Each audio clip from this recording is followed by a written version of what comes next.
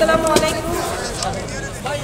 আমি ব্যারিস্টার সমীর তানজিম চৌধুরী এবং আমার বাবা মরহুম আবু হারিস চৌধুরী, তিনি আজ সিলেটের মাটিতে ফিরে আসলেন।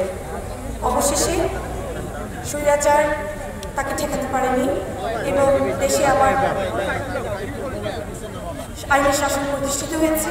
আমি সুবিচার পেয়েছি, আমার বাবার শেষ ইচ্ছা পূরণ করতে পেরেছি এবং সিলেটের সন্তান সিলেটে ফিরে এসেছেন এবং তার শেষ ইচ্ছা মতো কানাইঘাটে তার দাফন হবে। আপনারা যারা আমাকে সাহায্য করেছেন তাদের কাছে আমি কৃতজ্ঞ। অনেক বাধা এবং অনেক বিপত্তি পেরিয়ে আমি এখানে এসেছি।